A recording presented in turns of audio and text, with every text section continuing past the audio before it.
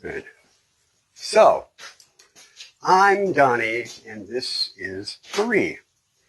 Actually, no, this is Bob. Where the hell are my glasses? Can't see anymore.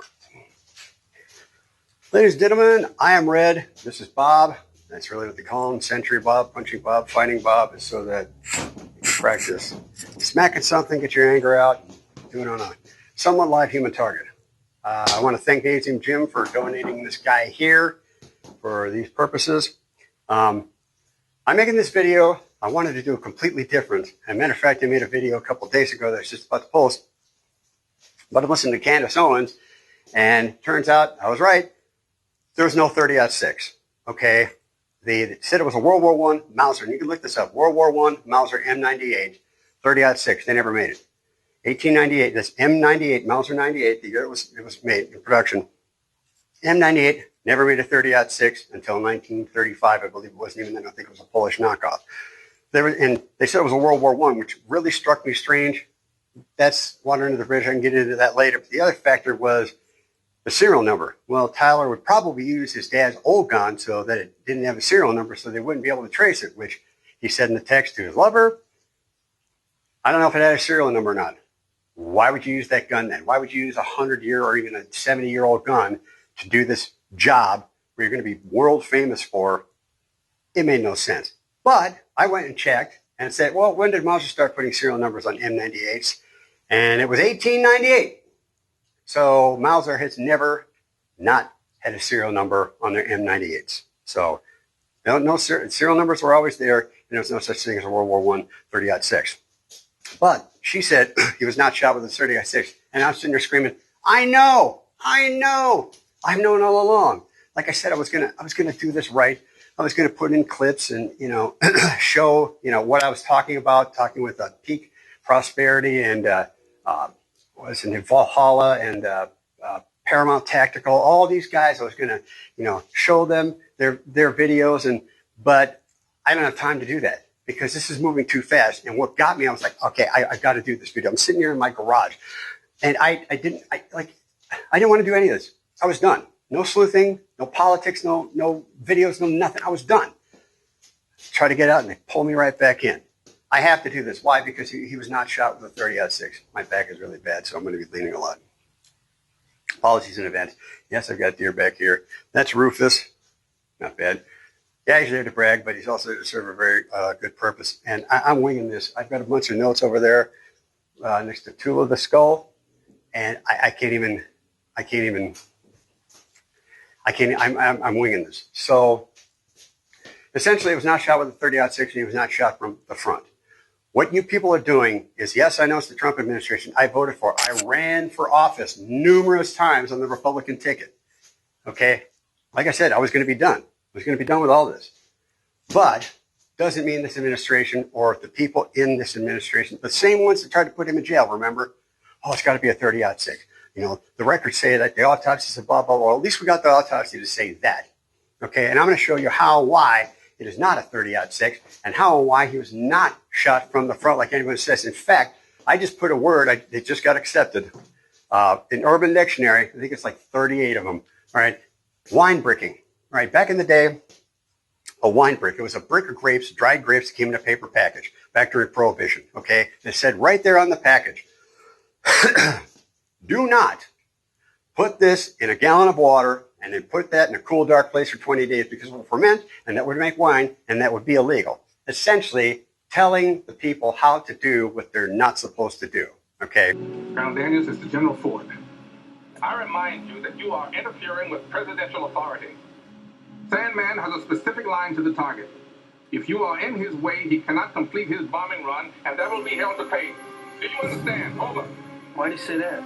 Beats the hell out of me. Lyin, are you dumb or something? You just told him how to stop the... That's essentially what everybody's doing, and they don't realize it. They're wine bricking because they have what I call, which is another Urban Dictionary word I have, Scrabble blindness. Okay, you're so focused on using those couple of Q's and U's and X's in order to get the best, most points instead of actually just playing the game and scoring the points where you can. They're so focused on, I got to prove it from the front. They're contradicting everything they're saying. They're saying, I can't make the physics work. No kidding, you can't make the physics work because the physics don't work. All right? Pardon me. It's cold, of course. It's Wisconsin, and my nose is running. So, where do we start? Well, first off, I think we should start with, I do have a couple of notes in here. Start with a little bit of physics. Now, I never took physics. I'm not a doctor. I don't play one on TV. Okay? I was pre-med, undergrad, theater minor, secondary education minor, and but that's about the extent of my medical training. It was enough to take microbiology and virology and immunology to where I knew right away that this COVID thing was bunk. Hey, right, once again, I hate being right because I've never read anything good like the lottery, all right? So first off, no bad blood between Chris Matheson. A lot of this came from him. He did fantastic work, but and what I said in the other video that's probably not going to get published because why? He had the chocolate, all right? Range Day Bro had the peanut butter. Nobody's putting together to make the Reese. The Reese cup, this delicious, especially the minis. Matter of fact, if whatchamacallit made a snack size, you'd beat out the Reese's Mini, but the Reese's Mini is the best. We need to do the same thing here. Everyone is stuck on this garbage that he was hit up here. They're talking about, oh, there was 2 shots. There was not 2 shots. There's not 2 shots. No bad blood, no animosity for you guys. All right, I'm just basically, I feel, and like I said, maybe you guys are wine drinking, like kind of telling everybody, it's like, well, I can't make the physics work, and one of the things he said would take 12,000 pounds of pressure in order for a 30-06 run, which of course we don't know. We know that it's not because they said in the autopsy, don't put too much over this, it's holding it, to make it go and do a 30-degree turn. It's like, well, no kidding, but you don't need that. They're coming down here, yet it shatters the vertebrae there. No. Second thing we need to do is talk about ballistics, all right? The only reason I even remember this equation because a buddy of mine who was a NASA astrophysicist, like actually calculated part of the Hubble telescope, didn't drink a lot, but one night he got really messed up and says, he's screaming, force equals mother f***ing MA. Force equals mass times acceleration, okay? You'll probably remember that now from force equals mother f***ing MA. Trying to keep this clean so it doesn't get violated and whatnot. But force equals mass times acceleration. Okay, if you got a car that hits you at 15 miles an hour, all right, might hurt, but get knocked down and whatnot. Train with all that mass hits you at 15 miles an hour, big difference. Take a set the size of a bullet, throw it at 15 miles an hour, it's not going to do anything. Baseball at 90 miles an hour. I mean, that video years ago where they cracked off the bat, hit the pitcher in the face. He had to have reconstruction, but he lived. I don't even think he got carted off the field. He walked off the field. Okay, so that's the key. Is you got this bullet. Right, and we're not going to talk about, oh, it might be the Jews in Israel and Eric or Kirk and all that, and who's doing what and who killed. I don't care. I'm just telling you that it was not from the front and it was not a 30-06, which of course we don't know. But the way bullets are measured is in velocity, right? How fast it's going, and it's foot-pounds. All right, basically how powerful it hits. Its stopping power is what they call it in the gun world. Okay, so. That's measured in foot-pounds, and this was nicely reiterated by Chris Matheson from, I think it's Prosperity Performance. I think it's Prosperity. If you take a pound, hold it a foot above the ground, and drop it, whatever energy gets transferred into the ground, that's what a foot-pound of force is, okay? Bullets pretty much travel at least 1,000 foot-pounds. So you've got 1,000 pounds dropped a foot. That force, when it makes contact with something, all that energy gets directed into there, whatever it is. If it's a big piece of stone, it all goes this way. It goes a little bit into here, but it goes somewhere. Now, bullets, when they enter, you've got different kinds. Full metal jacket, FMJs, full copper is basically designed to go pretty much right through. All right, hollow points are designed to expand. So when it goes in, you've got the entry one, which is almost always the size of the bullet, okay, which is almost kind of how you can tell what caliber it was. I know a guy, the state I hunt in, up until a few years ago, you can only hunt with 12 gauge or a shotgun, slug, or handgun or lever action, 44 Magnum, 357 Magnum, things like that. And they started switching, they finally switched to high-power rifles. Well, and he's dead now, I can say this. He would hunt with a high-power rifle. And back in the day, there was no internet check-in. You had to go to a check-in station. Sometimes the DNR people were there, you know, where'd you shoot at what time, blah, blah, blah, what county, blah, blah. So, and then you get your tag, and it was like a zip tie, a metal zip tie that you clicked. So when you cut it, you basically couldn't use it again. But they tracked that. But he was always afraid that, you know, they'd find out that he didn't use, you know, so he'd always say, you know, 44, 357, never got caught. Died never getting caught. But basically, the entrance is the size of the bullet, the caliber of the bullet. Okay. Now, again, full metal jackets go almost all the way through. But even when you're shoveling snow, okay, when you shovel snow, you start up with this much snow, 4 inches or whatnot, because it's taking all that's there and dragging it along with. Bullets do the same thing, especially hollow point bullets. That's what they're designed to do. They hit, they expand, what's called mushrooming out, and they go through, and they leave a much wider cavity, because if you're trying to kill deer, I always use deer, for example, Rufus here, you want it to enter and do as much damage as possible, damage as much tissue, so you knock down your game and you get a nice clean kill, a nice clean harvest, okay? Now, for this, the reason I have these three things here, because this Rufus here was taken with a, again, not to brag, but not bad, a Remington AccuTip 385 grain 12 gauge slug and a 3-inch shell. All right. Now, it hit him. It was 161 yards away. Now, I know what you're saying. If you saw my gun, you'd understand. 161 yards, 12 gauge slug. It entered just below the brisket here. But this bullet I have because it wound up right here on his other shoulder in between the skin. They said Charlie's bullet was in between the skin. Okay. Now, I don't know if you can get a good look at this bullet here. You see that? You see how it mushroomed out?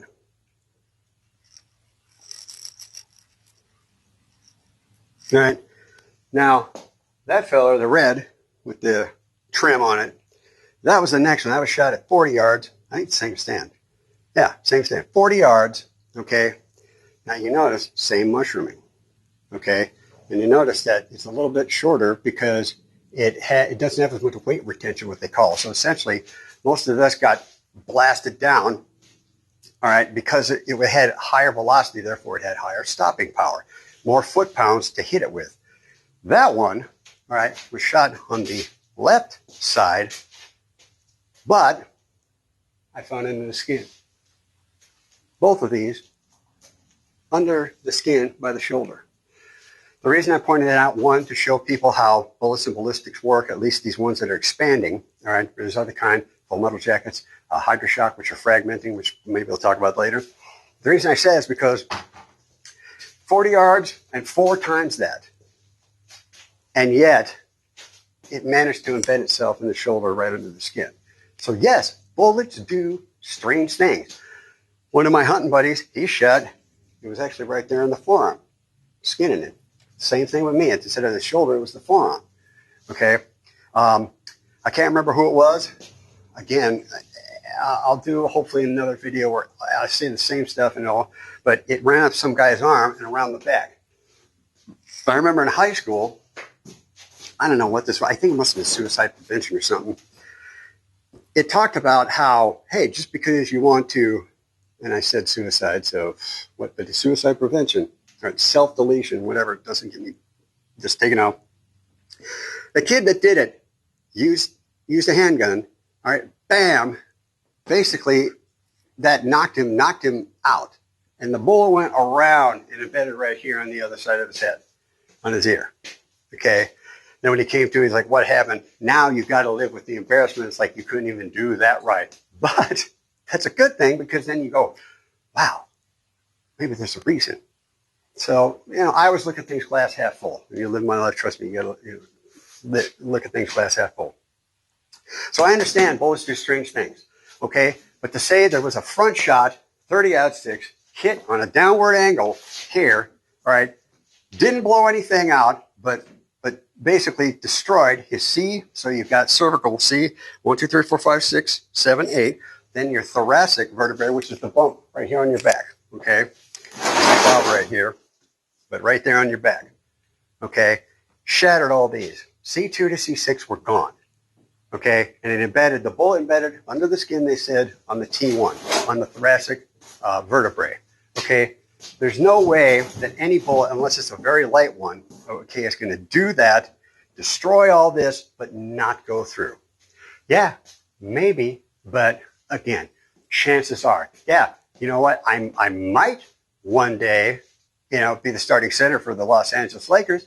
Chances are, that's not going to happen. My old fat white ass is not going to be out on there, with any NBA players. Trust me. So, where do we begin? I don't know. Like I said, I'm winging this. We get Rufus out of the way here, so I don't knock him off and ruin the taxidermy job. So, they claim that it was a 30-06 from up here. Okay? Now, I was going to, like I said, do videos. I was going to start off talking about JFK. Because that's actually important. One, because once I tell you what I'm going to tell you, and you can look these up, and I'll try to actually link the video so you can actually, instead of me putting them in the video, you can at least go and look and see what I'm talking about. The key thing for me, why I realized that this was complete garbage, aside from the fact that a front shot is going to obliterate, especially with a 30-06. And maybe the autopsy, they just changed it because they realized, ooh, no one's buying this crap. Again, that doesn't mean that they can't pay off a politician, but you can't pay off a scientist or doctor. Real simple. We'll get to that later on who might have, or where people did the shooting. Okay, but like I said, 30-06 is not going to go through the neck. Now, the reason I wanted the Kennedy thing is because in 2007, and how many people know this about me? So 20 years ago, so this probably would have been 2006 because it was released in 2007. Back on cable TV, there was a show on Spike TV, Channel 51, and they had commercials on it that said, and CSI was huge at the time, like the original CSI. It just took off. I think it started in 2000. So they started CSI Miami, CSI, blah, blah, blah, blah, blah. So they said, you think you got what it takes to solve crimes? All right, we're doing a show where the average Joe is supposed to solve a crime. So I auditioned. I sent in the tape. They sent me, packet of stuff. I had to do an interview and tape myself and then send it back to them. So basically, I was a finalist. All right. I was one decision away from actually getting on the show. All right. I didn't get on the show. And then when I saw the pilot, I kind of found out why. So what the show was is there was 2 teams of 3, right? And they're pitted against each other. So what the show was, and that's almost one of the reasons it went off the air too, because it was very, very graphic. What they did was they took crime scenes that were already solved, and they did Hollywood-level recreation.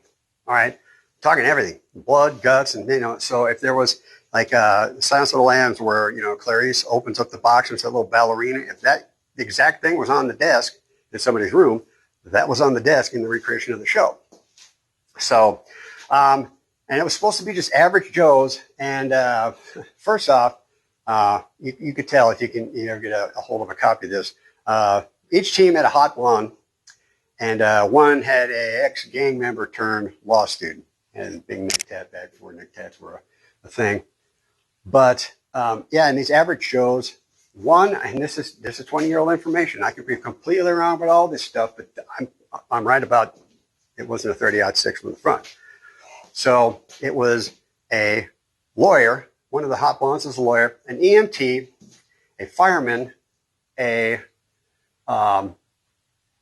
ex-gang member turned law student, a nurse, and then somebody else like in a medical profession. I'm thinking, why don't you get like, a carpenter or somebody cashier at a dollar store? It's like, these aren't average Joes. It's like somebody has tied in with the law or the medical community, like all the fire, they have CPR training and all that. So I'm like, really? This is what you're going to do?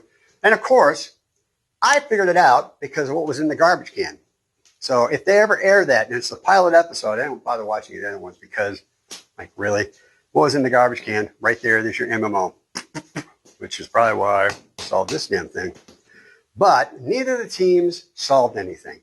And what it was, the crime that had taken place is that somebody called 911, and a man and woman, husband and wife, all right, were shot in their bed. right, with a 264 Winchester Magnum. And if you go look on the Hornady ballistic chart, sorry, I shoot Hornady except for this Remington. Everything I shoot's Hornady. If somebody wants to pay me to, pine for their ammunition, hey, I'm a hoe. I'll do it. But right now, I use Hornady everything. So Hornady Ballistics is only one listing for a 264 Winchester Magnum. Okay, the dad was shot in the face. The mom was shot twice in the chest. Okay, and they concluded that they said that you got the foot of the bed in the butt. So, bam, shot the dad in the head. And they have a teenage daughter too. So they shot their dad in the head and they shot mom twice in the chest. And dad's shot in the head. Okay. He was, I believe, was sleeping kind of like this up on a pillow, kind of like your head's a little bit forward. And the amount of blood splatter was insane. Now, I'd been hunting at this time for at least 10, if not 15 years. I never headshot anything like a deer against something to where, you could see the splatter on the wall, but I couldn't believe how much blood splatter there was. And neither could the contestants, especially one of the female contestants. I can't believe it. So what they did, and this is before internet videos and before everybody had a high-speed camera, they showed what happened to a watermelon. And you get the entry wound and the watermelon just shattered. Now, what one of the detectives said, and this is key. This is absolutely key to this entire thing. And what made me realize this changed my entire opinion on the Kennedy assassination. And when I watched it again with this information, I'm going to give you this information. You can go watch it yourself. But the head, the skull is basically, let's get Tula here. The skull is basically a pressurized unit. Not pressurized like an AC or coolant system, but basically, and it's pretty hard to get through this. Right? Obviously, a bullet traveling foot because mass equals force equals mass times acceleration. As long as it's going fast, you'll get through there. All right? And so if a bullet goes through your head, everything, just like the snow on the shovel, has to go somewhere. And this is like a giant pressurized balloon. Has to go somewhere.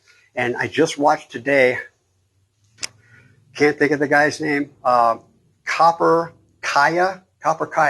Even he said, federal agents, I've seen people shot, and usually when you shot the head just explodes. Yeah, it does. That's what this detective said, which is why that shot with a 264 Winchester Magnum just splattered his brains and blood everywhere. So that's key. This thing is pressurized. All right? Now, regarding this information and then the Kennedy assassination, okay? So, let me use Bob here. All right, we've all seen the movie JFK. Back and to the left. Back and to the left. I'm trying to keep this clean so I won't tell you a story from college, but maybe in the next video. So back and to the left. All right. Oh, he was shot from the front. Well, there's another video, hopefully I'll link it, talking about what happened. So he was shot from the back. Oh, but the fatal blow came from the front. Wow, just like they're saying now. No, it did not. It came from the back. The first shot hit him right about here in the neck back area. That's why he goes like this. I believe that's when Governor Connolly leads back and says they're going to kill us all. And then he gets the shot. So if you watch the Zabruders tape, it's frame 313. Okay? So frame 311, frame 312, frame 313. All right? Let's see. Which way do you want to do that? Frame 13, you see him get hit. Well, actually, you'd be looking at it this way. Frame 13, you see him get hit, okay, and back into the left. So basically, you see this. You actually see the exit splatter. And again, this is simple physics, all right? Look with your eyes, right? All these experts, just like the COVID experts, doing all this and that. Look with your eyes. Look at nature. What does nature do? What happens? Entry wound, there's the size of the bullet. Exit wound explodes because all of what's in front of it has to go somewhere. And especially in this nice little pressurized item here. Now, a watermelon is so soft, all right, it blows up. It starts blowing up this way first, but it cracks everywhere, okay? The bullet came in, and if I remember correctly, it said, right, the occipital protuberance right here, that bump at the back of your neck, okay? It was a centimeter to the right. So here it is, centimeter to the right and a little bit up. Okay, so what we're looking at is a quadrant. We got this and this. So essentially add another line from the suture here. Okay, sorry about the lighting. Again, I don't know my studio. I was done. So you got a quadrant here. So we're talking about front and back, left and right. We're only concerned about the right for now. It enters here. And if you go and look online, you can find autopsy pictures of the hole in Kennedy's head. And then they also, and of course I can't find it because, oh, I want to say another thing. Is that Spike TV murder? I looked at it and tried to see if I could find the episode. They don't exist. But it was Spike TV and all that was bought out by CBS Paramount. So CBS Paramount owns Spike TV and the show Murder. So especially after I say this, it'll probably never see the light of day because I know that goes into the conspiracy. It's Jews. What is his name? Ellison, Larry Ellison. So yeah, Larry Ellison then owned this footage. Okay, but back to the JFK. All right, goes in on the right quadrant, right back here, right next to the occipital protuberance. Okay, and shatters everything out the right side. It explodes out. Exit wound, entry wound, size of the caliber. This explodes out from this pressurized vessel. Okay.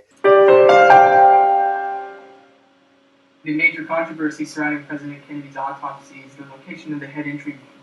The official autopsy report places the entry wound about 2.5 centimeters to the right and slightly above the external occipital protuberance, which is the bump in the back of your head, which is represented right here on the X-ray. One of the things that happens when a bullet strikes the skull is it sends off these radiating primary fractures that you can follow back down to the entry point. As the head expands, it causes these concentric heaving fractures that occur perpendicular to the primary fractures. Using this pattern, you can backtrack to the location of the entry wound. Several of the investigative committees that were set up by the government placed the location of the entry wound much higher up on the top of the head. If that were the case, this would be the fracture pattern that we would see. We'd see the primary fracture lines radiating downwards with the concentric fractures circling back up to locate the entry wound at the top of the head. If we compare these two images with President Kennedy's head X-ray, which is down here, you can see these primary fractures going upwards in this direction, telling you that the entry wound is down low. We also have these secondary heaving fractures that occur as the head expands, also pointing to an entry wound that's down low. So if we compare the two possibilities, the autopsy described fracture pattern versus the investigative committee fracture pattern, you can see they're quite different. And if you try to overlay them, you'll see that it matches much more closely with this image here. But he went back into the left. With physics, okay, again, back into the left. Well, what would make him do that, okay? And this, what I'm saying, is not rocket science, it's not brain surgery. We're not forming Voltron here, okay? Take a balloon, blow it up, hold it, the balloon's out here, and throw it this way. You'll only get so far because it'll blow back at you. The amount of energy that this pressurized little unit here has, when it came out and it blew him back into the left. That's also why, and he had a lot of his skin still with the skull fragments on it. Okay, it went back like this, and you see it flap over his head like that. And that one chunk, basically kind of like how you roll up a ball of duct tape, you try to throw it in the garbage can, but it gets stuck, and instead of going all the way, it goes, that kind of like that. It flipped the brain matter onto the trunk of the car, and that's what Jackie ran and grabbed his brain. That's what human beings do. Oh my God, we got to put it back. He's gone already. But even in the movie Rambo, he's talking about at the end of the movie, yeah, it's like, hey, we're going to drive this car all until the tires fell off, but I can't find your legs. I have pieces of you trying to put them back together. Rambo, Mac Visok, the baddest of the bad in the Vietnam War, and he's just trying to put his friend back together. Because this is human nature. It's what you do. You just grab for the brain and try to put it back. Bullet went in, back into the left. Not rocket science. All that energy from that round pushing this forward, which again, in that particular case, the school book depository probably wasn't the shot site. It was probably, you look at, Kennedy was kind of down, leaning over a little bit. Okay, here to the right, book depository is up there. But right back here, what was right back here? The jail, the prison, where all you have to do is have the right credentials. It's a government building. if you're a high up, FBI, CIA, NSA, you're going to tell, these prison guards are going to tell you what to do. The warden's going to tell you what to do. He'd probably be honored to have you there. And guys can walk around with guns as long as they get the right uniform. Nobody carried badges back then. You just walk around in the uniform. How'd a guy do that? Not in that, but he had to go to this medical facility to try and get information on something. So he just bought a lab coat, walked in. The security guy goes, "Who are you?" He said, "Well, Bill told me I needed to go this way." "Oh, okay." He just walked right on by. Andor, the whole point of Andor. You can't imagine that somebody would just walk in and do that kind of thing. Now imagine if you're trained and if you've got the right equipment, right everything, and you open the window, because all the windows were open, they weren't supposed to be. We all seen JFK, direct shot from the back from the jail. Not discussing the Kennedy assassination. I'm just saying, for the sake of this argument here, you need to know this. So go back and watch the Zapruder tapes. All right, go to frame 313, and you'll see he's like this, and you see Jackie kind of like this with the crook of her arm. All right, frame 313 is the one where he gets hit, and you can see the blast coming. Now, frame 1311, take a piece of paper, cut it out. You know, go like this, measure the space between the crook of her arm and his coat, okay? And then take a piece of paper, cut that piece of paper, go to frame 312, and look at that, okay? And when you see frame 313, when he, bam, back and to the left. So essentially what happens is a bullet comes in. All right, it's indisputable. There's autopsy photos, okay? Even Nancy Gray said there's 2 shots that came from the front. So people are shooting twice simultaneously back in 1963. No. Now, possibly, but there was no 2 shooters. You didn't need it. But, all right, I'm going to move Bob closer here.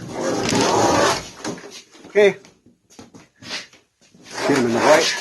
All right. I want you to see something. Right there. See how it lines up kind of with this? Okay.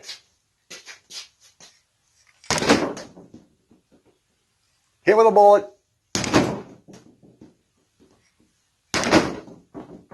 So when you go and watch the Kennedy shot, and it's a split second, watch it, because somebody put it in slow-mo, watch it in slow-mo. Watch it on 1.5 times fast. All right, watch it in real time, and it's at the bottom of the screen, like right down here. So it's real hard to see it. As a brooder, obviously, you didn't know what was going to happen. But you can see it. You'll see just a little bit, kind of like your old man smacking you in the back of the head. I don't know if any of you watching this even have an old man. But yeah, you do something, old man smacking you in the back. Not hard, but just enough to where, ow, okay, I won't do that again. You'll see a split right before he back and to the left, back and to the left. Watch that. Watch that, because that's important for what I'm about to tell you with this Charlie Kirk scenario. And there's a video talking about how it hit JFK, and basically you had, what's it called, lateral cracks, and then you've got something with an H. Basically, you got spiderweb cracks in between those, because all the pressure coming out from that bullet cracked this first, and it started cracking all through. So 1, 2, 3, maybe 4 lateral cracks, and then something with an H. There's cracks in between those. Looks like a spider web. So because of all that pressure, because it's the head. All right? Hope that makes sense. So that's what the Kennedy. So let's talk about Charlie Kirk. Now that we don't have to worry about the 30-06. All right? If you watch the Range Day Bro video, what does he say? The first thing he shows, and again, I would like to do this, put little clips. It's like where this shot kind of came from, but it was a plan view. It was a bird's eye view. So you're looking down. It's like, okay, you see the top of the building. So I don't know exactly whether it's from here, okay? But likely it's right around here. So you see this muzzle flash. Now to me, if it's in those itty bitty windows, I think those are the windows that are like 12 feet high, and they're just for extra sun or whatever, decorative. So basically nobody could really get anything in there unless you break out a window, right? But it could be a reflection, which we'll get to later.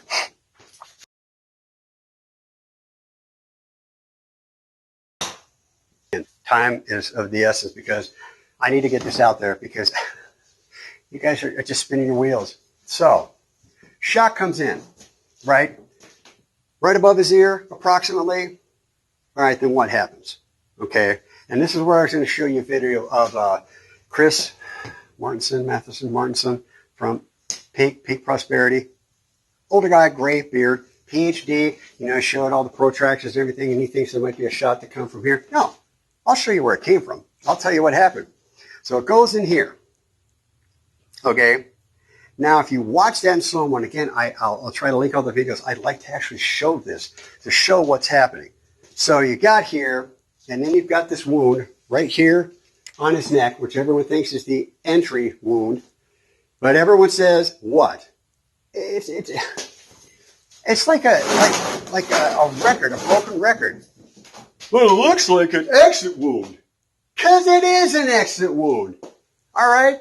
You don't have all this magic, magic bullets doing this. If you want to watch telly, you should watch Scooby-Doo. That show was so cool because every time there was a church with a ghoul or a ghost in a school, they looked beneath the mask. And what was inside?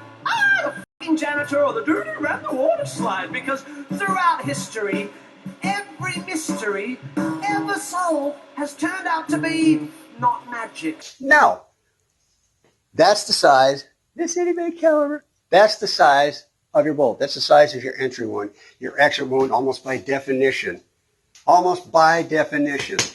is going to be bigger because it's got all that mass right in front of it, like a snow shovel that's got to push it out of the way. And if you got hollow points, like I showed you, that mushroom, you get even more tissue that you got to push away, right? So it goes in here, and you get a wound right here. Okay. If this is true, one of two things has to happen, okay? Isn't it miraculous how that works pretty well?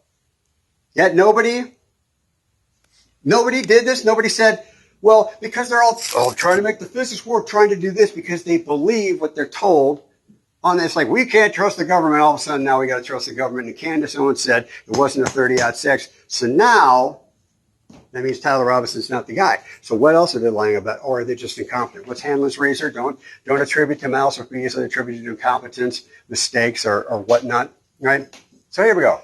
This is where the shot came from, right? So even if we went right through, and that was an exit wound, I'm not certain on it, but I'm kind of on the no because they did find a bullet, which would make sense, and I'll explain that in a second, that if anything, it was either a fragment or it was pressure. Because there's a lot of pressure, right? So, and here's another thing. Nobody said, I'm sure plenty of people got metal detectors, and damn good ones. So all that crap that they paved over, less than 48 hours, they started paving over and redoing it. Well, that's kind of funny. Yeah, it is, don't you think? Go with a metal detector. Go in this 6-foot area right here. So if somebody finds a bullet, 4 to 6 inches into the ground, all right, that means this one that they found is a complete fabrication. Let's assume for the sake of argument that is indeed not the case. Okay? Let's say it went in, and this is just, it's either got to be a fragment or pressurization. It can be both. But there's things, they're called hydroshock. Okay? So essentially what you've got is, so you get a bullet. Bullet is, you see that round? Can you see these indentations? They're made because they fold it up. It literally looks like a bunghole, like a sphincter. And then everything, as soon as the primer hits and burns the gunpowder, like Hadouken, that was actually going to Hadouken! Wave motion fist is what that means in Japanese. So, but you got this. Okay. So hydroshock is basically if you took it and cut it like this, cut it like cutting a pizza. Okay, so when it goes in, it enters the body, okay, and the cuts, the relief cuts, kind of like perforations on like your insurance card, right? It peels off and sends those fragments further down to do even more damage because even if it wads up like that big old mushroom, it only pushes what's in front of it. But the hydroshock split out like something out of a sci-fi movie, right? And they're basically little razor blades that cut.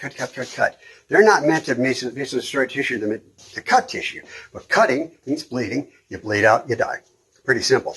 And then the actual bullet will still continue. So if it was fragmented, it could have possibly gone through while other things fragmented. But let's say that the bullet's actually right there in his neck next to his T1. Makes sense because of what I'm about to tell you. So, where am I? Forgot my train of thought. So let's see. Bullet comes in here. Okay. Now remember what I said about, well, okay. Okay, that was it. First I got to get to this here. So when you're in a pool, about that deep in the pool, okay. So say Bob here is there's the water line. You go into the water line, go like that really fast. What do you get? Whoosh. Well, what is that? You get bubbles. Well, why do you get bubbles? Okay. Because you're moving so fast. Now, water is very cohesive. It likes to stick together. Okay. It likes to, like, you got some, like, two little droplets or puddles, and they kind of go towards each other. And once they touch, boom, it merges into one big one, right?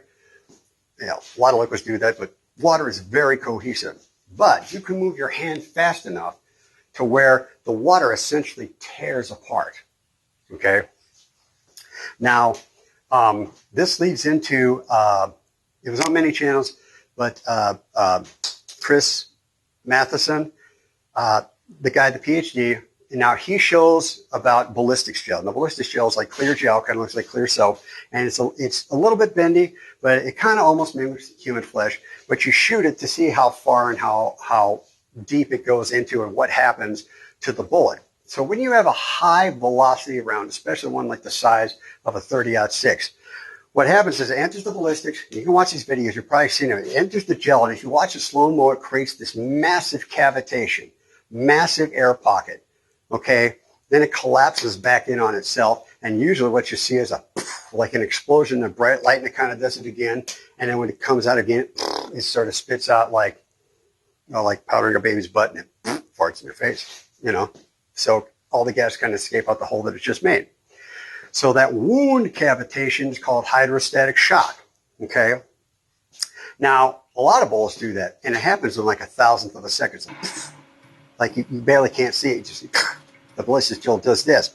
When you see that massive expansion, and when it comes back in on itself, a lot of guys will say, and it's true, that there is some residual gunpowder, but that's not really what causes the explosion. There is, not that it stopped, sorry.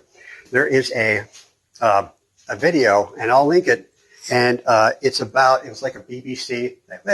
Submarines for years have been wondering what this strange sound is at the bottom of the ocean. They finally figured out what caused it. And it was this, and it's called a pistol shrimp. It's about that big, okay?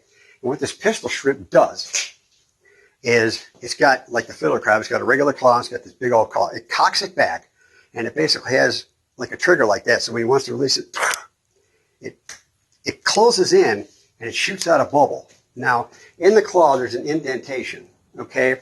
And on this claw, there's a protuberance. So it's basically like having a clown nose. So you got the clown nose going into this hole almost meant for it. Well, the water displacement, kind of like when you go like that in a pool, it creates this air bubble, and it shoots forward.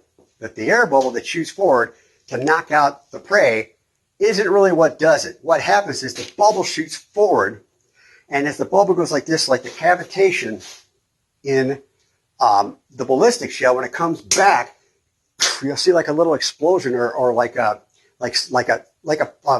somebody lighting gunpowder, and it goes back again. It comes back. When the pistol shrimp hits that, the bubble comes out, and it's so cool when you see this. And the narrator is like, and when it collapses in on itself, you'll see that bright light. He said that surface area tension temporarily becomes hotter than the surface of the sun. As the claw snaps shut, it fires a blast of bubbles. Incredibly, as the bubbles collapse, they momentarily reach the temperature of the sun.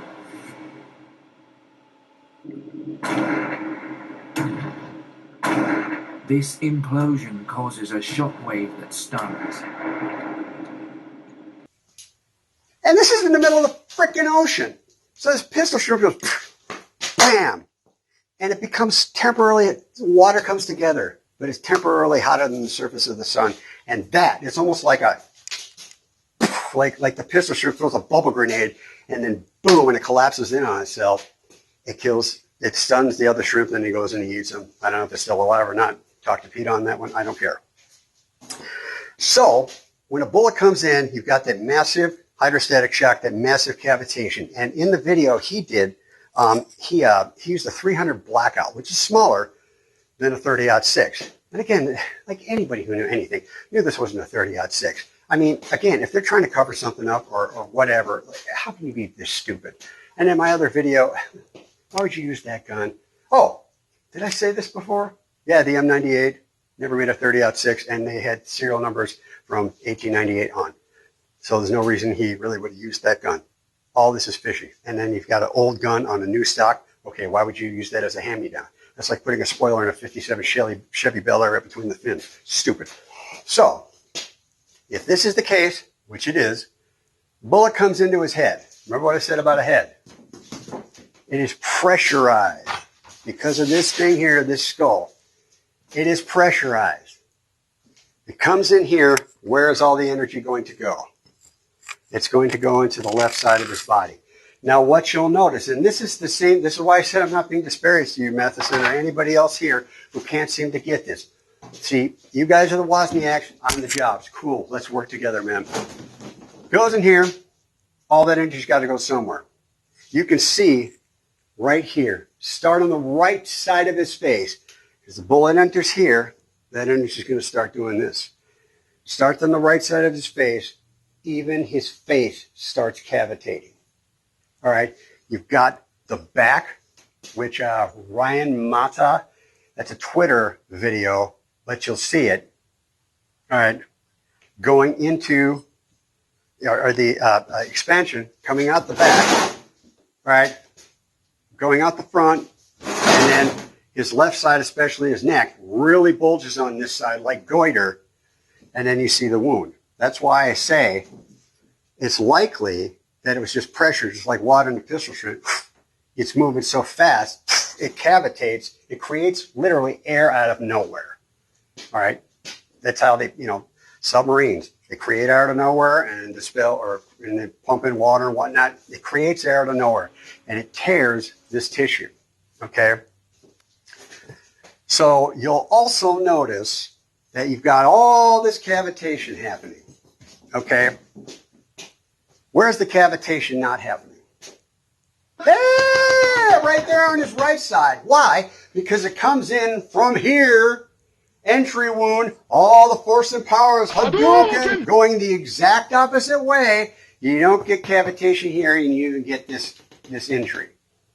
Right? But I don't understand. How could you get all this cavitation? Okay. Actually, first, let me do this before I forget. Okay? Remember JFK? Back and to the left. Back and to the left. And it's on the, what's his name? Mario Nowal, NEWFAL, young kid, probably 20, something like that. They're all on, and there's another guy, I think his name's Matt something. He didn't put the names of them in the description, so Whitebeard and Blackbeard is what I called them. But that same thing with JFK. Okay, when you see that, first off, you see Charlie go like this. It goes like this, and then instantaneously the neck starts bulging, including the jaw, the right side of the jaw. Okay, and they kind of go back and forth between those. Now, the Ryan Mata film is from the side. Okay, that's where you see the cavitation from here.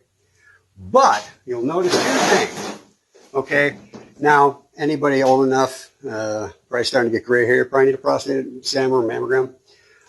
There's this game called Clay Fighters, and there's a Elvis takeoff, Fat Elvis, the big hair. Hey, what's the hair, man? Hey, what's the hair, man? And his hair was actually an attack. Now, watch that video with Mario Noel, Matt Blackbeard, and Chris Matheson. Now, you'll see his head goes like this.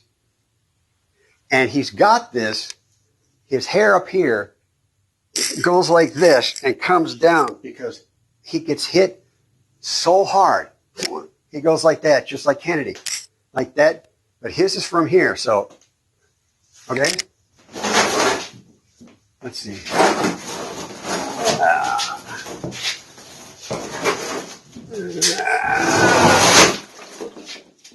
Closer. See, it's kind of level with the, you'll see his head.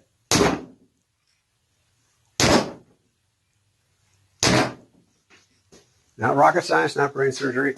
We're not forming Voltron here. You can watch at regular speed, you can watch it slow-mo. Okay? His head goes down because he's getting hit right here. But it's at an angle, so it doesn't necessarily knock him this way. Which, by the way, which way did he fall? Oh, yeah, towards where the force is coming. Oh, well, rocket science. Comes in here. All right, and I lost my train of thought.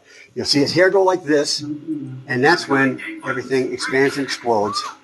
And then you get the blood gushing out and he falls over. Okay, a couple things with this. So, what's his name? Chris Matheson was saying that he's talking to a neurologist, and when he gets hit, he goes like this. Now, I remember one of my hunting buddies telling me that he shot a deer in the neck, and what did it do? It reared up like this, and it fell over. When you get hit, and you get what's called decorticate posturing, not decerebrate posturing, that's another thing. That's severing the spinal column. That means he's got nothing. That means you're limp. You're basically dead. You've cut off every single nerve impulse from your entire body going to your brain. Okay? So, if that would have happened, 1, he wouldn't have ever had a pulse. Okay? 2, he wouldn't have gone like this. He just would have gone like this and limp like a ragdoll and just flopped in his chair instead of falling over. When he gets hit like that, decorticate posturing. He said, I was talking with a neurologist. All right? The neurologist said, well, you only get that if you have damage to, severe damage to the red nucleus. Okay, so what is the red nucleus? Okay, the red nucleus is an area in the brain. If you, right around there, okay, is your pituitary gland, your hormone master blaster. Every hormone's decided by your pituitary gland. Right around here, right there, in the middle of your brain, kind of pillowing, sandwiching, Oreo cooking your pituitary gland, a little bit higher. But that's your red nucleus, which is next to your cerebellum, which basically all your motor control is through your cerebellum. I know that because we couldn't see it anymore. Pete had find you. But they show it. We did surgery on this cat's cerebellum. Basically, the cat had no motor function. So essentially, that's why everything's right there in that part of your brainstem, right here, right inside, because that doesn't ever want to get damaged. You don't want to move it, mess with that. You can't move, you can't find food, you can't do anything, right? So essentially, he says he would have had to get hit in the red nucleus. And they're saying, well, how could it come into here, first at a downward angle, shatter all his vertebrae, and then damage his red nucleus? If it would have gone here, even the expansion explosion, even if it was right here in the neck and not by the spine, would have done some pretty severe damage. Okay? But yet it's going to go up into the red nucleus? No. But you know what does? A shot to the freaking head right through the red nucleus. How are you guys missing this stuff? Well, it's got to be this. They said, no. Look with your eyes. What is it telling you? Remember Sneakers? When the code breaker guy, it's like, he dies and they're like, viewing the surveillance tape, and she's like, well, I left you a voicemail. And the blind guy says, hey, we played it again. It's like, we're not going to find anything. We looked, we watched this thing 17 times. He said, don't look. Took 24, sting. Listen. Watch. It's not going to be through here. What could hit the red nucleus? Oh, a shot right through here. Well, that makes perfect sense. Maybe we should start looking at this. I mean, even if they said all that stuff, I'd have been, well, that's the first thing I'd look at. Once the guy pointed that out, the Marine who talked to Range Day Bro, I'm like, well, that's it. So now I'm just showing you how all these pieces of evidence, all right, link to this being the actual shot. Okay? But you say to yourself, well, what about that cavitation? Okay? Cavitating all through here, his face, massively through here because it's going in the direction, and it always goes towards wherever the energy is, right? Energy goes where the bullet's going. Okay?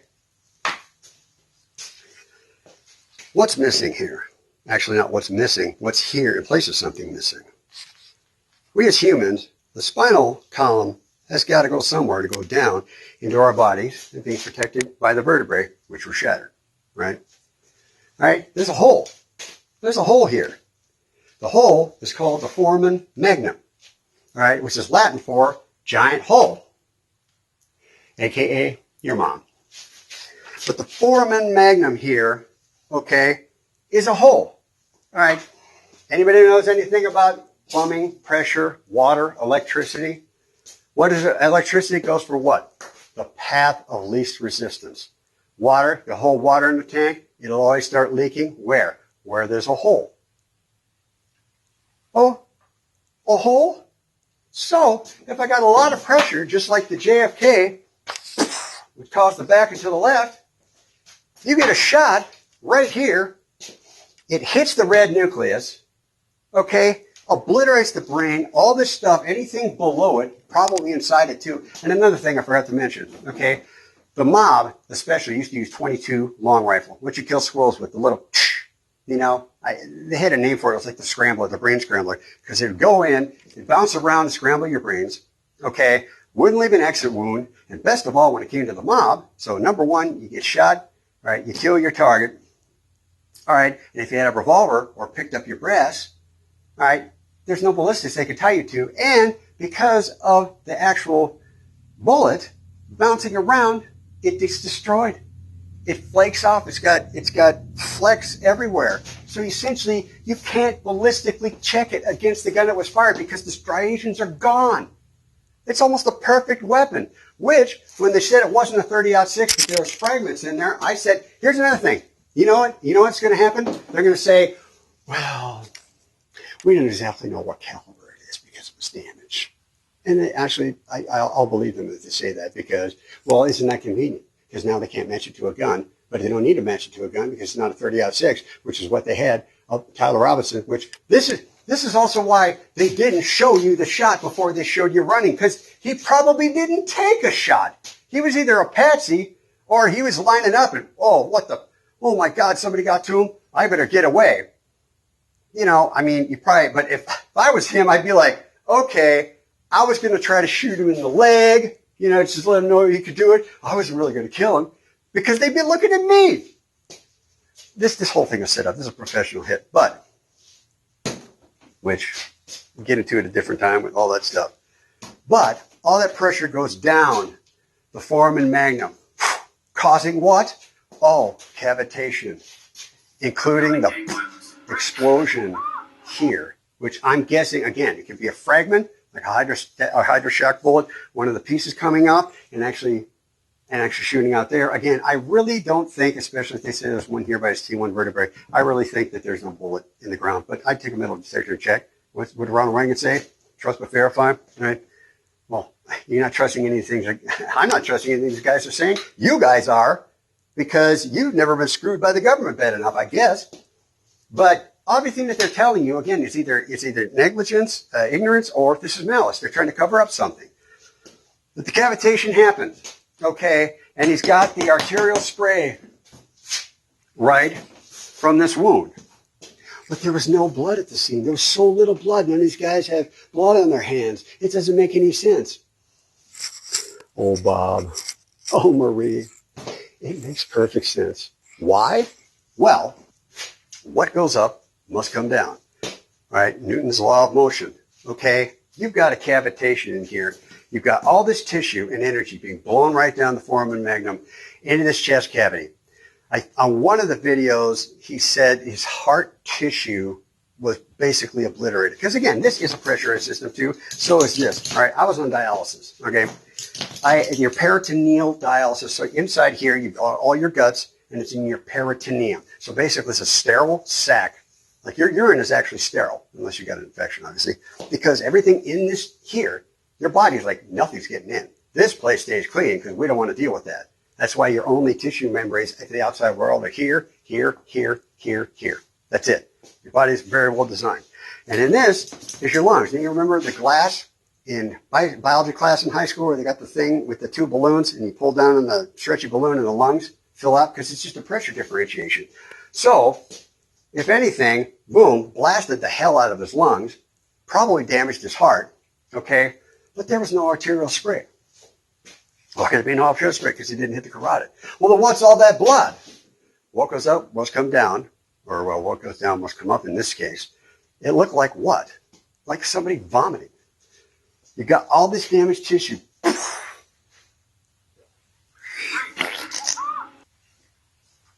falls over in the direction of the bullet. There's probably a bunch of other stuff to talk about. I'll go look at my notes. I don't want to have to edit this video, but ladies and gentlemen, it was a 30-06. It was hit from the front. He was hit from here. Okay, so bullets and direction. Which do you talk about first? Okay, I'm going to talk about bullets first because what I think, and there's a link. So I found a guy shooting a 30-06, and it was suppressed. I remember saying that right off the bat. It's like, this sounds like a suppressed shot. What? Don't look. Ding. Listen. I can tell. I go into the woods. My uncle comes in a little bit later after work. All right. I hear a boom. I pretty much know what firearm he's got, what firearm he used, because they sound different. They're different sounds. Anyone's ever shot a 30-06? Loud as. Okay. This guy shoots a 30-06. I think it's like somebody in Russia or something, some other foreign country. Anyway, he's, and it's raining, maybe snowing, when he shoots that thing. And I know of this because, all right, I got a 7mm. I was going to get a 30-06, but 7mm, I wanted to do 700 yards because where I used to hunt, I wanted to make it all the way across there and at least do a clean kill. So I had a little bit better ballistics coefficient. But I almost got a 30-06, but I didn't. I got the 7mm. Now, I'm in a blind, a blind like this, sitting down. And normally I'm hunting this way, but they came across this way. So now this thing is what, about a foot out of the blind? I pulled the trigger. Boom! Obliterated the side of my blind. Now, probably because it had a muzzle brake on it, but still, it came back and obliterated. All right, very powerful stuff. So this guy, he shoots first, and it's like a 1.5 minute video, 30, minute 30, something like that. Maybe it's only 60 seconds. He shoots, and the amount of pressure differential that this causes hits it's basically just like a canopy, like a carport, right? And you see the rain drip off. The snow, it shook it and dripped it off.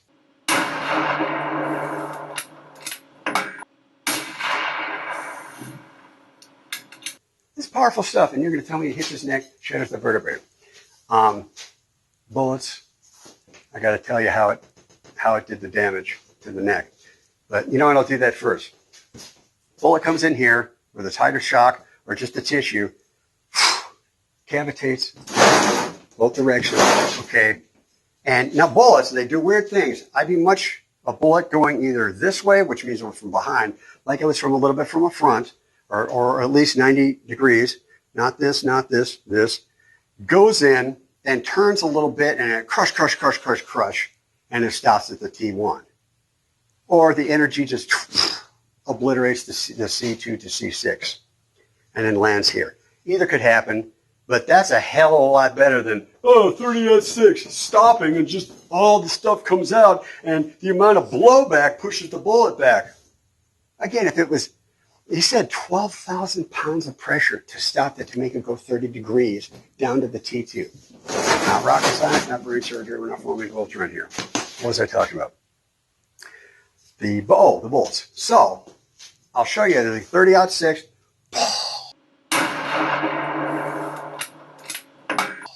Then he does a 30-06 suppressed.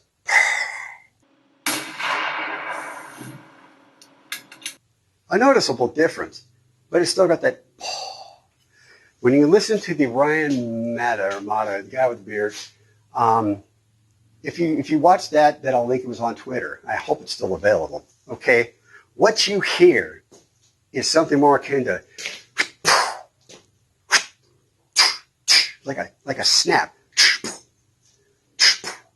Now, when you watch this video, so it's about a 5-minute video on the mark. I think it's 3:54 is when he hits the first cut, and I think it's a little bit later where both guys are using, and this would be my caliber of choice of what they use because of ballistics and everything. It's a 22. 22s have a tendency to shed, break apart and fragment, so you can't tell what it is versus, say, a 223. I think a 22-250 might have a little bit more punch. I forgot to look at the ballistics on that. I don't know. But the 22-250, this is what it sounded like. Now, what I wanted to do was take that video of the coyotes One of the guys got a 22-250 suppressed, this guy. The other guy got a 22-250 non-suppressed. And unfortunately, they got their dog next to the left. It's like, dude, back your dog off. Go sit, Rover. So the first shot, the guy was going, yup, yup, yup, yup. He goes, kill him.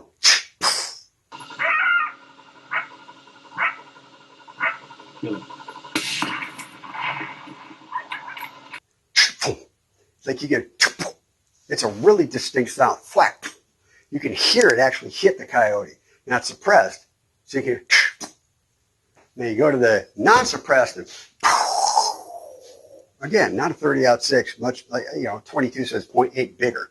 It's a lot bigger bolt, a lot bigger cartridge. 30-06 cartridge like that, 22-250 smaller. Right, like, 30-06, 22-250. Okay, a lot of punch. It's like you got this itty bitty neck and this big old body. I like Bob here. It sounds to me like a 22-250. So when you hear it, and you hear it hit that coyote, then go to the video. And like I said, I wanted to make the video to tie these two together. Go open two windows, and you hear Charlie Kirk. It's the same. But it's versus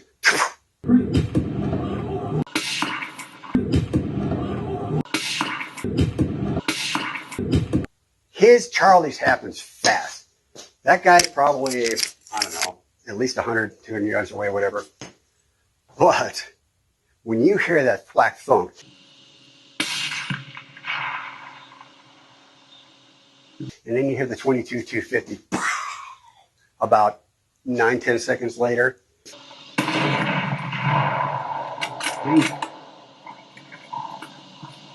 you'll definitely know it's suppressed. And that exact thing, that I really can't imitate it very well, but it's very distinctive, like a snap or a thwack versus a paw. It definitely wasn't a 30-06. But 22-250, thwack, pull, breaks apart. You can't find out what you can't do ballistics to test the striations because the bullet gets shattered, so you never know if it matches to a gun. All right. And let's see what I was going to make with that. Never matches to the gun, and it's a high velocity. Matter of fact, that's one of the things I did write down here, and I will read this to you. So put it on the last page specifically for this reason. So if I can ever get to it, come on. So it's all Hornady, okay, 2019 PDF, 30-06. All right, 150 grain, the velocity is 3080, and the foot-pounds energy is 3159.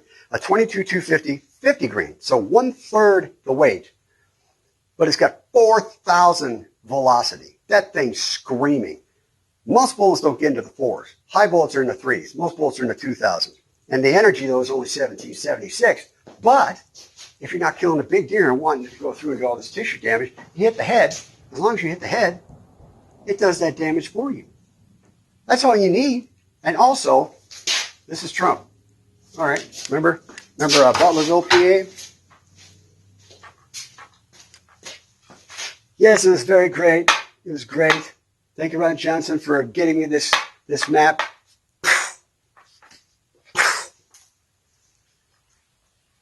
He hadn't turned his head. He'd have been gone. The world would be completely different. All right? Now, I actually, when I'm hunting, all right, I don't wear a cap. I look like Tim Pool in camel, right? Okay, like this, take a shot. You're not really going to miss with this. Side shot. Again, what I do, I was tasked with this job. Yeah, and wear. So now we get to the wear. This is the part that I'm least confident of, but given the direction and given what I'm about to tell you, I think this holds water. And the good thing is that with all these cameras, so if you look, there was, when you look at the Range Day Bro video, okay, he focuses in on that bush. That's supposed to be that. Focuses in on that bush. That's supposed to be that sniper in the ghillie suit, right?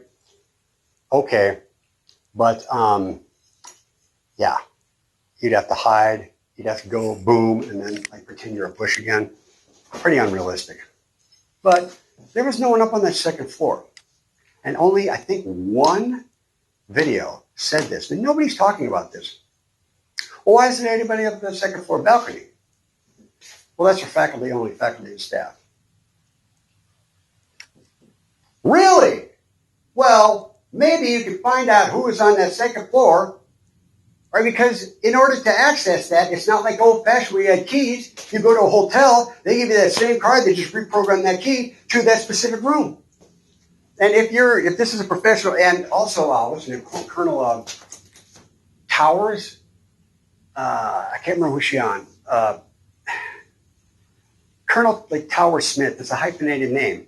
She worked in I believe it was Air Force Intelligence, Army Intelligence. She said, Utah, especially Orem there, had a big CIA presence. I think 7 or 8 professors actually resigned or went somewhere else. It's like, well, why would that be such a big thing? Because Mormons. And it didn't dawn on me. It's like Mormons, number one, they're generally encouraged to learn more than one language. And 2, all right, if you're a missionary, you have to spend 2 years in a foreign country. In fact, it's the whole plot of the Trey Parker, Matt Stone, South Park creators' musical Book of Mormon. They go to Uganda, all right, and they're trying to convert people, yet they have to deal with the local warlord, General Butt, being naked.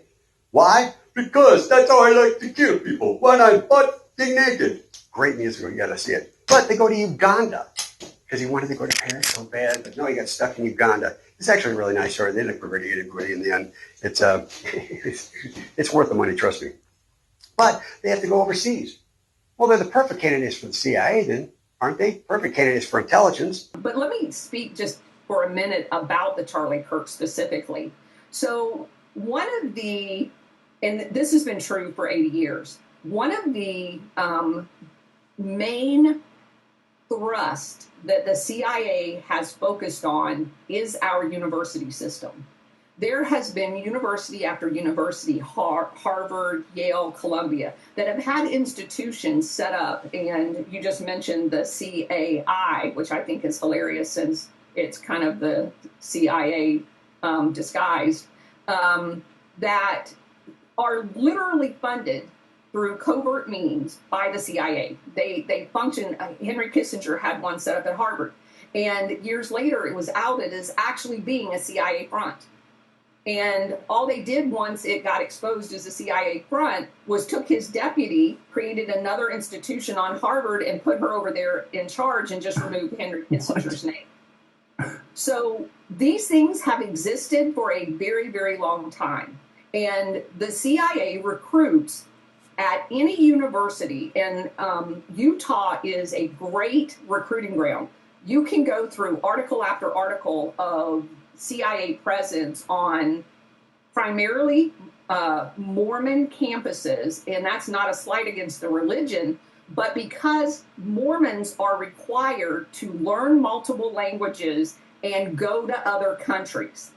And so by the time you get into college, you have all of this basket of skill sets that the CIA literally drools over.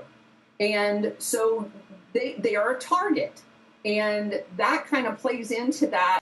So if you've got all that going on, all right, all you have to do is give somebody access to that, kill the cameras that are there, because there's a door there. I'm pretty sure there's a door there. That's the least photographed area of this entire complex, is right there where that bush and that door was. Okay, and if you've ever watched the movie Lucky Number 11 with Josh Hartnett, I think we're going to try to link that down. There's a scene where he takes out somebody, all right, to get back at somebody else and start this kissing contest, which you'll find out later why. But there's a scene, and it's a 19-second clip where he's like this, right? He's on the roof of a building, but it's actually just one of those walkway roofs, and then the rest of the building there. He's sitting with a sniper rifle like this, right in the corner. He sees the guy walk out. Bam! And they see his bodyguard go like this with a gun. Before he realizes anything, he's hidden. It's here. Even you can see somebody doing this. He's black gun, black outfit. That's it. That's all the time it takes. You know, they say somebody's got a knife and at 21 feet. They've done newer studies on this. All right, an assailant can Bridge that gap at 21 feet with a knife before most people can draw their weapon. Okay, even though I went back, but that's how fast it can happen. Boom, there you go. Takes it apart. Puts it in something, lifts up a flower thing, puts it in there, whatever, walks out. Not that hard, especially if these guys are pros, which I guarantee they were.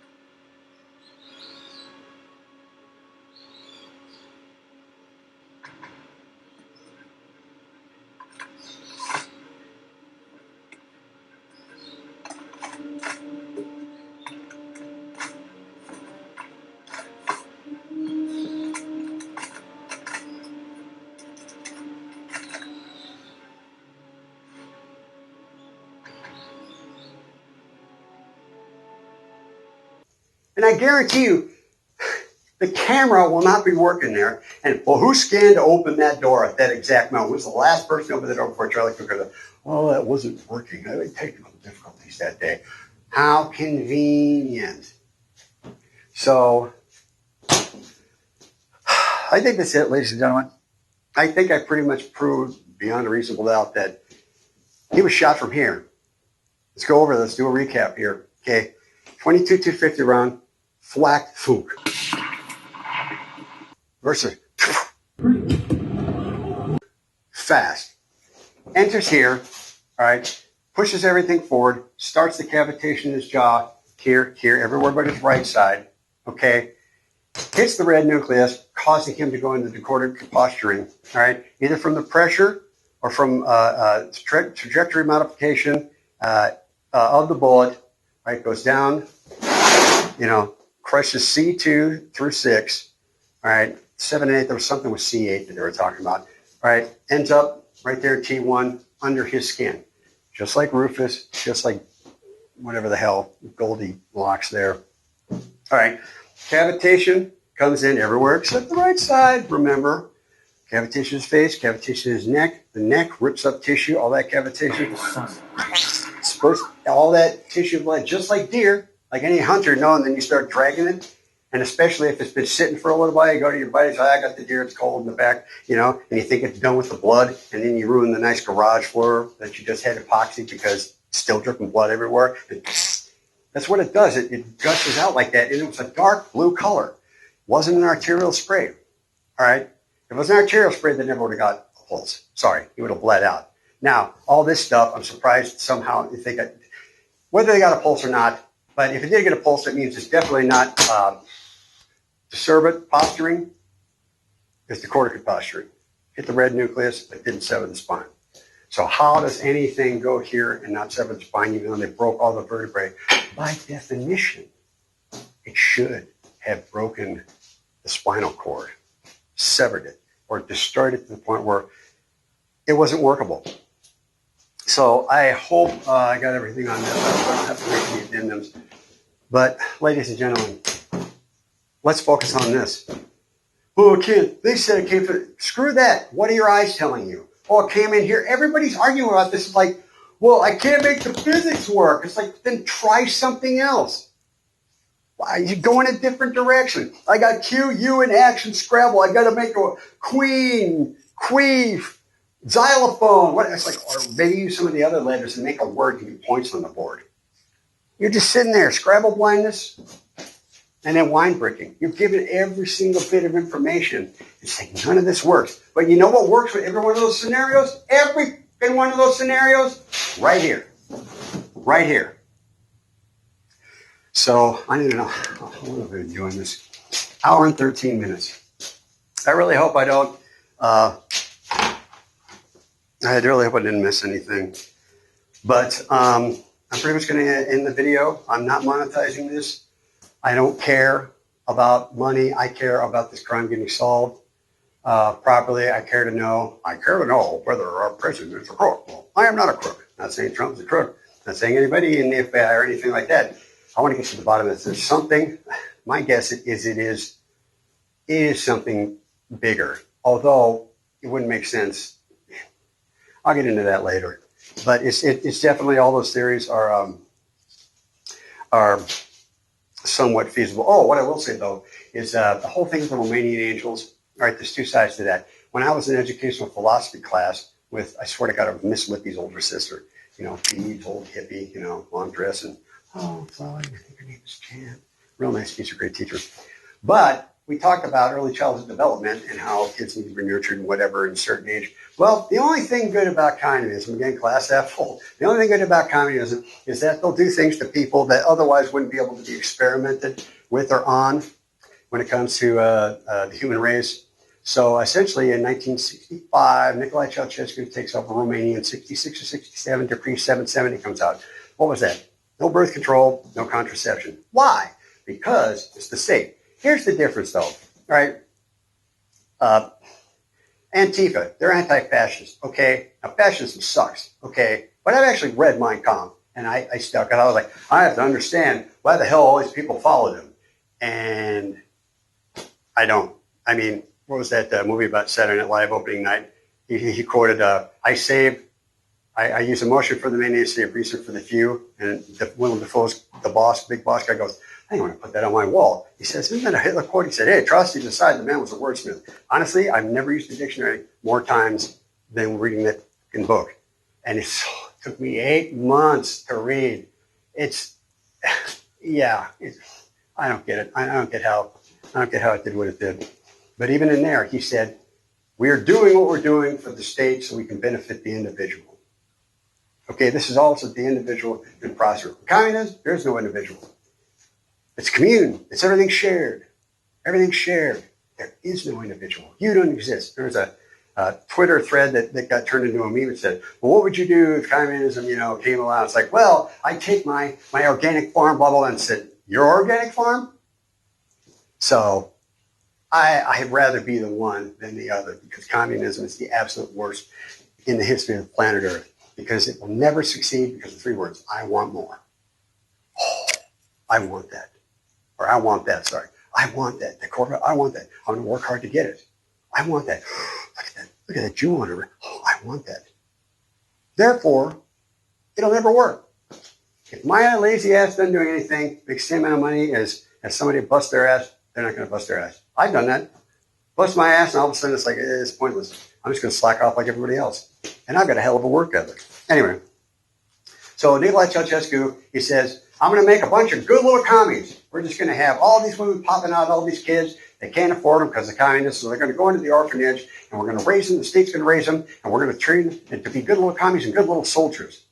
It's very similar to what Hitler did. But, again, more the individuals, just everything's in this commune thing. But that was his idea. So he had all these kids, and these kids in the crib, and that's what we were learning about, because the kids in the crib, they're about 2 years old, and they'll rock themselves to get the stimulation they need, to get the comfort they need. Babies will rock themselves. And that was learned because of Nicolai Ceausescu in Decree 770. Well, you have all these kids. Well, it's kind of funny if you want to traffic kids, where you go, where all these kids and nobody will miss them. But if you're actually wanting to help kids, where do you go? Okay, you go and help the kids. A lot of the kids, a big group of kids that need homes.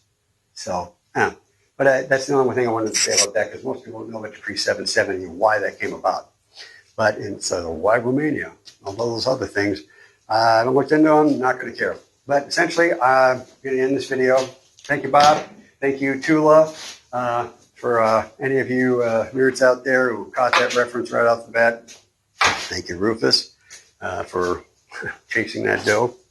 But I'm going to end the video, and I'm just going to sit here and make sure that I didn't miss anything, go over this. But I'm going to cut it here, and please share this. Oh, if you really want to help get these things solved, Don't comment like Candace is even saying, send it on Twitter, send it to this. All right.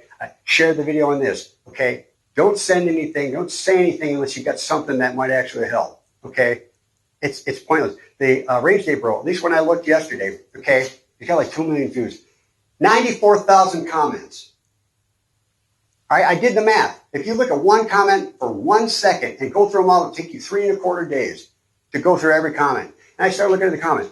Whoa, mind blown. Charlie was a crusader for the Christian faith. Trump, MAGA, yeah, you guys suck. Can you say something of substance? If you want this solved up, block it up with all that crap. And honestly, this goes for any other channel too. If you really want to help, say all that crap on Twitter, Instagram, Facebook, whatever, but save the YouTube comments.